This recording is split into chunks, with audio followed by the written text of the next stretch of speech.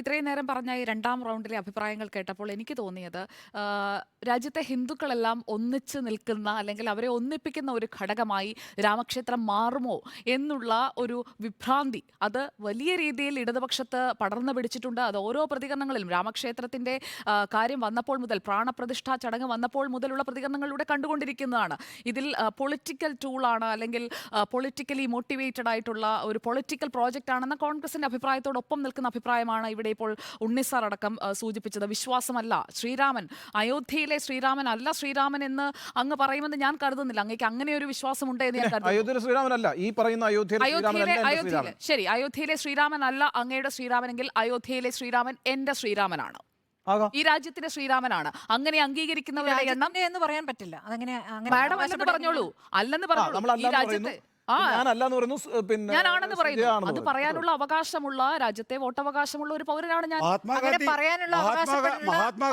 മഹാത്മാഗാന്ധി വെടിയേറ്റ് വീണപ്പോ വിളിച്ച പറഞ്ഞു പൂർത്തിയാക്കട്ടെ. ശ്രീരാമൻ എന്ന് പറയുന്ന ദൈവത്തെ ആരാധിക്കുന്ന, അല്ലെങ്കിൽ ശ്രീകൃഷ്ണനെ ആരാധിക്കുന്ന, ഗണപതിയെ ആരാധിക്കുന്ന, അങ്ങനെയുള്ള പലതരത്തിലുള്ള വിശ്വാസങ്ങളുള്ള, ഹിന്ദുവിൽ തന്നെ പലതരത്തിലുള്ള ദൈവങ്ങളെ പ്രതിഷ്ഠിച്ചിട്ടുള്ള ആരാധനാലയങ്ങളിൽ, ക്ഷേത്രങ്ങളിൽ പോകുന്ന വിശ്വാസികളുള്ള ഒരു സമൂഹത്തിൽ ഇരുന്നു കൊണ്ട് പറയുമ്പോൾ ഞാൻ വളരെ കെയർഫുള്ളായി തന്നെയാണ് എൻ്റെ വാക്കുകൾ ഉപയോഗിക്കുന്നത്. ഇക്കാര്യത്തിൽ വിശ്വാസമല്ല, ആ ശ്രീരാമൻ അല്ല യഥാർത്ഥ ശ്രീരാമൻ എന്ന് പറയുന്നത് ഇറ്റ്സ് വെരി, എനിക്കത് എങ്ങനെ പറയണമെന്നറിയില്ല. അത് ഒരിക്കലും അങ്ങനെ പറയാനായിട്ട് തോന്നിപ്പിക്കുന്ന ആ ഒരു രാഷ്ട്രീയാന്ധത എന്താണെന്ന് എനിക്ക് മനസ്സിലാകും. ഇടതുപക്ഷത്തിന്റെ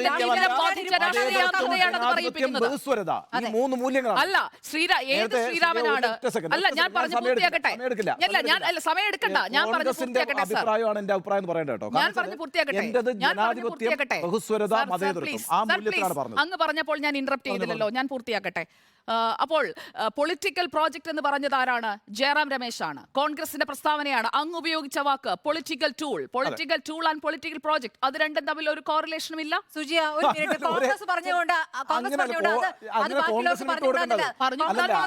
അതേ അഭിപ്രായമാണ്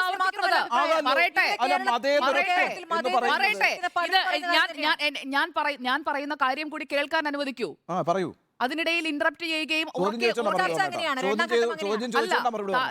ഞാൻ ചോദിക്കുന്നത്, ഒരു വാചകം പൂർത്തിയാക്കാൻ അനുവദിക്കാതെ പറയാനാണെങ്കിൽ നിങ്ങൾ പറഞ്ഞോളൂ, ഞാൻ കേട്ടിരിക്കാം. അല്ല, താങ്കൾ എന്നോട് ചോദ്യം ചോദിച്ചു, അതിന് മറുപടി അങ്ങ് പറഞ്ഞു. അതിനുശേഷമുള്ള ഇടയ്ക്കേറെ തടസ്സപ്പെടുത്തലിനെയാണ് ഞാൻ ചോദ്യം ചെയ്തത്. ഇവിടെ എനിക്ക് പറയാനുള്ള കാര്യങ്ങളൊന്ന് പൂർത്തിയാക്കിക്കോട്ടെ ദയവായി. ഒന്ന് സഹിഷ്ണുതയോടെ KS ചിത്രയോട് കാണിച്ചില്ലെങ്കിലും എന്നോടെങ്കിലും കാണിക്കൂ. ആരും കാണിച്ചില്ല എന്നാണ് പറഞ്ഞത്. ഇപ്പോൾ സഹിഷ്ണുത കാണിക്കൂ, ഞാൻ പറയട്ടെ. ശരി. അപ്പോൾ പൊളിറ്റിക്കലി കറക്റ്റ് ആയിട്ടുള്ള സമീപനം എന്ന് പറയുന്നത് ഇടതുപക്ഷം അല്ലെങ്കിൽ കോൺഗ്രസ് പറയുന്ന അഭിപ്രായമാണ്. അതാണ് ശരിയെന്ന് സ്ഥാപിക്കാനായിട്ടുള്ള ഒരു നീക്കമാണ് ഇവിടെ ചിത്രയെ വിമർശിക്കുന്നവർ കാണിക്കുന്നത്. അയോധ്യയിലെ ശ്രീരാമൻ അല്ല യഥാർത്ഥ ശ്രീരാമൻ എന്ന് പറയുന്നതിലൂടെ അങ്ങ് കാണിച്ചത് എന്നതിലെ വിയോജിപ്പാണ്. അത് വളരെ സ്നേഹത്തോടെ ആ വിയോജിപ്പ് ഞാൻ ഇവിടെ രേഖപ്പെടുത്തുകയാണ്. അത് അങ്ങേക്ക് സ്വീകാര്യമായിരിക്കുമെന്ന് ഞാൻ കരുതുന്നു, കാരണം നമ്മൾ ഭിന്നാഭിപ്രായങ്ങൾ ഉള്ളവരാണ്. പിന്നെ രാമരാജ്യം എന്ന് പറയുന്നത് അത് എല്ലാവരുടേതുമാണ്, അല്ലെങ്കിൽ രാമരാജ്യം എന്ന് പറഞ്ഞ് വിഭാവനം ചെയ്തിരുന്നതിനെ കുറിച്ച് പുരാണത്തിലൊക്കെ അടക്കം വായിച്ച് മനസ്സിലാക്കിയിട്ടുള്ളവർക്ക് അതറിയാമല്ലോ. രാമരാജ്യം എന്ന് പറയുന്നത് ഈ ഭിന്നിപ്പിന്റെയോ അല്ലെങ്കിൽ ജനങ്ങളെ വേർതിരിച്ച് കാണുന്നതിന്റെയോ വോട്ട് ബാങ്കിന് വേണ്ടി ഒരു പക്ഷത്തെ മാത്രം മാറ്റി നിർത്തി പ്രീണിപ്പിക്കുന്നതിന്റെയോ ഒന്നുമല്ല. എല്ലാവരെയും തുല്യരായി കാണുന്നത് തന്നെയാണ് രാമരാജ്യം എന്ന് പറയുന്ന കോൺസെപ്റ്റ് എന്നാണ് എൻ്റെ പരിമിതമായ അറിവിൽ നിന്ന് എനിക്ക് പറയാനുള്ളത്. പിന്നെ RSSന്റെ അക്ഷതമല്ല, അയോധ്യയിലെ അക്ഷതമാണത്. അത് വിതരണം ചെയ്തത് RSS BJP പ്രവർത്തകരാകാം, അല്ലെങ്കിൽ വിവിധ ക്ഷേത്രങ്ങളുടെ അല്ലെങ്കിൽ വിവിധ സംഘടനകളുടെ ആളുകളാകാം. അത് RSSന്റെ അക്ഷതമാണെന്ന് പറയുന്നതിനകത്തും ഒരു പൊളിറ്റിക്കലി ഇൻകറക്റ്റ് ആയിട്ടുള്ള ഒരു സമീപനമുണ്ട്. മന്ത്രി KB ഗണേഷ് കുമാർ അത് സ്വീകരിച്ചിട്ടുണ്ടെങ്കിൽ അത് NSSന്റെ താലൂക്ക് യൂണിയന്റെ ഭാഗമായിട്ടായാലും വിശ്വാസി എന്ന നിലയിലായിട്ടായാലും അത് അദ്ദേഹത്തിന്റെ വ്യക്തിപരമായ കാര്യമാണ്. അതിനുള്ള സ്വാതന്ത്ര്യം മന്ത്രി KB ഗണേഷ് കുമാറിന് ഉണ്ട് എന്ന് തന്നെയാണ് ഞാൻ വിശ്വസിക്കുന്നത്. പിന്നെ പത്മഭൂഷൺ മോഹികൾ എന്ന വാക്ക് ഇവിടെ ഉപയോഗിച്ചല്ലോ. പത്മഭൂഷൺ മോഹികൾ മാത്രമല്ല, കേരളത്തിൽ സാംസ്കാരിക തലപ്പത്തേക്ക് കയറിയിരിക്കാൻ വേണ്ടി മോഹം പൂണ്ട് നടക്കുന്ന ഒരുപാട് പേരെ നമ്മൾ കാണുന്നതാണ്. പല വിഷയങ്ങളിലും അവർ തുടരുന്ന മൗനം നമ്മൾ കാണുന്നതാണ്. അപ്പോൾ അവർക്കൊന്നുമില്ലാത്ത ഒരു അസ്പൃശ്യതയും KS ചിത്രയ്ക്കുമില്ല, അക്ഷതം സ്വീകരിച്ച മന്ത്രി KB ഗണേഷ് കുമാറിനോ മറ്റുള്ളവർക്കോ ഇല്ല. അത് അവരുടെ വ്യക്തിയുടെ സ്വാതന്ത്ര്യമാണ്. മമ്മൂട്ടിക്ക് കൈരളി ചാനലിന്റെ ചെയർമാൻ ആകാമെങ്കിൽ അതുപോലെയുള്ള പല പല പദവികളിലേക്ക് സാംസ്കാരിക കലാമേഖലയിലുള്ള ആളുകൾക്ക് കയറിയിരിക്കാമെന്നേ. അത് ഓരോരുത്തരുടെയും സ്വാതന്ത്ര്യമാണ്. സാഹിത്യകാരന്മാരെല്ലാവരും ഇടതുപക്ഷക്കാരായിരിക്കണം, ഇടതോരം ചേർന്ന് നടക്കണം, ഇടതുപക്ഷ മൂല്യങ്ങൾ അല്ലെങ്കിൽ ഇടതുപക്ഷ സിദ്ധാന്തം ഉയർത്തിപ്പിടിക്കണം എന്ന് പറയുന്നതിനോടൊന്നും എനിക്ക് ഒരു യോജിപ്പുമില്ല. പിന്നെ സംഘപരിവാർ കൊടുത്ത ടെക്സ്റ്റാണ് കെ.എസ്. ചിത്ര പറഞ്ഞതെന്നൊന്നും ഞാൻ കരുതുന്നില്ല. ഒരു രാമനാമ കീർത്തനം പാടാൻ അറിയാത്ത ആളൊന്നുമല്ല കെ.എസ്. ചിത്ര. അത് സംഘപരിവാർ പറഞ്ഞ് പഠിപ്പിക്കേണ്ട ആവശ്യമൊന്നുമില്ല. പിന്നെ ഹിന്ദുവായാൽ അല്ലെങ്കിൽ സനാതന ധർമ്മത്തെക്കുറിച്ച് പറഞ്ഞാലൊക്കെ അസഹിഷ്ണുതയാണ്. ആ അസഹിഷ്ണുതയാണ് ആദ്യം മാറ്റേണ്ടത്.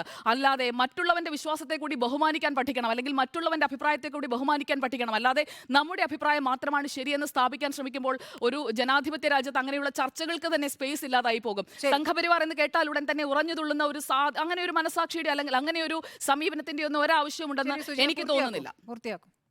എനിക്ക് തോന്നുന്നില്ല. പിന്നെ ഡോർ ടു ഡോർ ക്യാമ്പയിനാണ് അക്ഷത വിതരണം എന്ന് പറഞ്ഞു. അങ്ങനെ ഒരു ക്യാമ്പയിൻ അല്ല, അത് ആ പ്രസാദമാണ് അല്ലെങ്കിൽ അക്ഷതം എന്ന് പറയുന്ന പൂജാദ്രവ്യമാണ് വിതരണം ചെയ്തത്. അല്ലാതെ അതിന്റെ കൂടെ നിങ്ങൾ BJPക്ക് വോട്ട് ചെയ്യൂ, നിങ്ങൾ BJP ആകൂ എന്ന് പറഞ്ഞുകൊണ്ടുള്ള ഒരു ക്യാമ്പയിൻ കെ.എസ്. ചിത്ര തന്നെ പറഞ്ഞിട്ടുള്ളതാണ്. എനിക്ക് ഇങ്ങോട്ട് വന്ന് ഇങ്ങനെ ഒരു വീഡിയോ ചെയ്യണമെന്ന് ആവശ്യപ്പെട്ടുകൊണ്ട് എഴുതി കൊടുത്ത കാര്യമാണ് അവർ വായിച്ചിട്ടുള്ളത്. അവർക്കൊരു കീർത്തനം തന്നെ ചൊല്ലാൻ പറ്റില്ല എന്നൊന്നും ഇവിടെ ആരും വിശ്വസിക്കുന്നില്ല. പറഞ്ഞ വാചകങ്ങളെ കുറിച്ചാണ് പറഞ്ഞത്.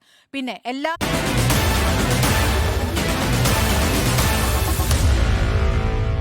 Meet the editors.